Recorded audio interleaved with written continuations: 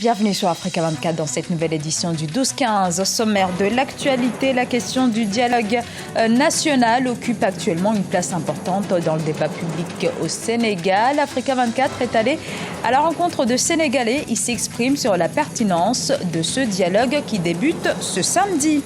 Et au Malawi, le mariage précoce touche 50% des filles. Celles-ci sont mariées avant leurs 18 ans. Victimes et défenseurs des droits de l'homme alertent les autorités sur l'urgence d'une véritable législation pour endiguer ce fléau. Du sport également dans l'actualité avec la Coupe de la Confédération africaine de football. TP Mazembe et Étoile du Sahel s'évitent en poule. Le tirage sera été effectué ce 24 mai en Égypte. Au Sénégal, le président Macky Sall a annoncé l'ouverture le 28 mai 2016 d'un dialogue national entre pouvoir et acteurs de l'opposition, de la société civile, du secteur privé et chefs religieux. Des discussions nécessaires, atteste le gouvernement. Mais du côté de la société civile, tout le monde n'est pas du même avis. Un reportage signé El Hadj Ndiaye. Au Sénégal, l'appel au dialogue lancé par le président Macky Sall le 18 mai occupe le devant de l'actualité. Si d'aucuns jugent cette décision importante et nécessaire pour le renforcement de la démocratie, d'autres pensent que les préoccupations des Sénégalais se trouvent ailleurs. Ce que je pense, c'est le moment d'aller travailler au lieu de faire des dialogues. C'est bien, parce que sans le dialogue, on ne peut pas s'entendre et on ne peut pas développer les pays. Le pays n'est pas en crise, mais il est bon parfois d'appeler au dialogue, puisque c'est des acteurs politiques. Donc l'intérêt de la nation, c'est que tous les acteurs puissent se retrouver autour d'une table. Dans un pays comme le Sénégal, on a une tradition de dialogue. Tous les présidents qui ont eu à passer ici donc, ont eu à instaurer ce dialogue-là. Pourquoi pas Macky Sall? Il devait le faire, à mon avis, même depuis avant les référendums. Les avis sont partagés et pour ceux qui saluent l'initiative, la question est juste de savoir si les concertations seront sincères et permettront de prendre en compte les préoccupations des Sénégalais. Quand le président parle de dialogue, moi j'ai deux questions à me poser. Quel est le contenant et le contenu de ce dialogue? Le contenant, quels sont les acteurs de ce dialogue? Quel est le contenu de ce dialogue? Qu'est-ce qui est dans la corbeille de ce dialogue? Est-ce que c'est pour uniquement arriver à un consensus entre les hommes politiques, entre les acteurs politiques? Si c'est ça, pour moi ça n'a pas de sens. Nos attentes, c'est qu'ils discutent donc l'intérêt de la nation, qu'ils puissent oublier les questions politiques.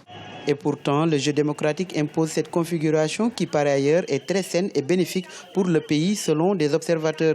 Il est important de savoir qu'au Sénégal, le dialogue et la compétition politique ont réglé beaucoup de crises majeures, d'où la reconnaissance et l'établissement du Sénégal comme un exemple de démocratie majeure en Afrique et dans le monde. Ce dialogue du 28 mai 2016 sera la première concertation nationale de ce type sous l'ère Macky Sall. Le Malawi détient un taux inquiétant de mariage précoce. Une fille sur deux est mariée avant l'âge de 18 ans. Et sur place, victimes et organisations de défense des droits de l'homme tirent la sonnette d'alarme. Oumou Kalsoumba. Nous sommes à Dedza, dans la région sud du Malawi. Le village malawite enregistre le plus fort taux de mariage précoce. Selon les organisations de défense des droits de l'homme, les filles se marient le plus souvent à l'âge de 15 ans et parfois même avant. Cependant, grâce au combat que mène Teresa Kashindamoto, ancienne secrétaire de direction reconvertie en chef de village et défenseur des droits de l'homme, plus de 850 mariages précoces ont été brisés et ces jeunes filles vont désormais à l'école. Beaucoup de jeunes filles malawites ont arrêté leurs études pour se marier. Elles ont majoritairement 13 ans et c'est une situation déplorable. C'est vrai que de nombreux progrès ont été faits. Cependant, mon objectif, c'est que toutes les filles du village aillent à l'école. De plus, je rêve que le mariage précoce soit éradiqué au Malawi.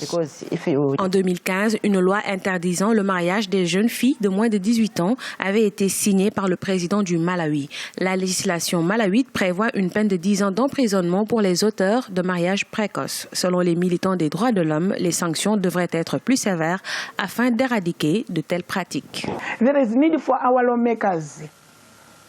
Il est nécessaire que nos législateurs instaurent des lois plus sévères dans le but de décourager toute personne qui s'adonne à une telle pratique. Il faut aussi des comités de suivi car des mariages précoces sont faits clandestinement. D'après les chiffres de 2015 du Fonds des Nations Unies pour la population, une femme sur 36 meurt en couche au Malawi. Les organisations des droits des femmes et des enfants suggèrent de vastes campagnes de sensibilisation afin que le traitement des filles s'améliore dans certaines régions au Malawi. En Afrique du Sud, c'est ce mercredi que s'ouvre la Soweto Fashion Week 2016. Des créateurs tels que Ntando Changwe ou encore Nicki Madi y prendront part. Ce rendez-vous de la mode a été créé en 2011 afin d'offrir une plateforme alternative aux créateurs émergents.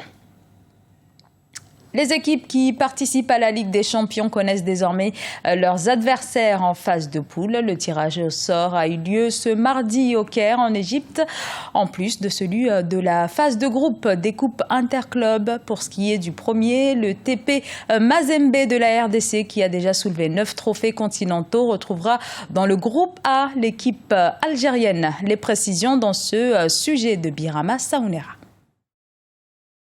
La CAF, Confédération africaine de football, a effectué mardi 24 mai le tirage au sort de la phase de poule de Coupe Interclub du continent. Dans le groupe A, Zesco de la Zambie, Al-Ahly de l'Égypte, ASEC Mimosa de la Côte d'Ivoire et Wydad Athletic Club du Maroc. Zamalek d'Égypte et Nimba FC du Nigeria, Entente Sétif d'Algérie et Mamelodi Sundowns d'Afrique du Sud.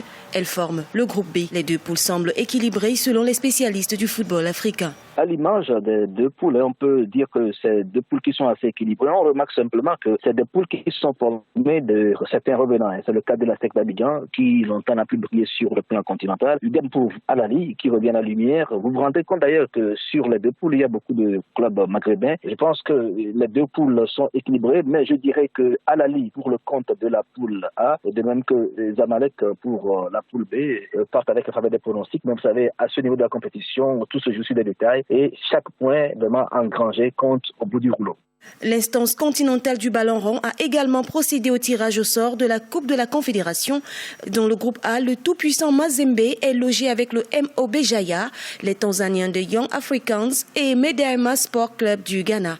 Le fait marquant dans ce tirage concerne le groupe B qui est composé uniquement des clubs maghrébins.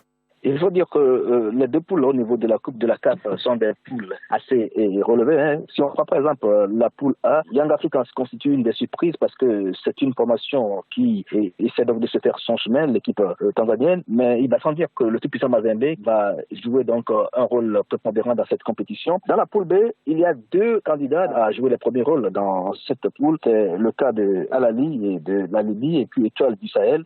Tout comme en Ligue des Champions, les deux premiers de chaque poule, à l'issue des matchs aller et retour, se qualifient pour les demi-finales.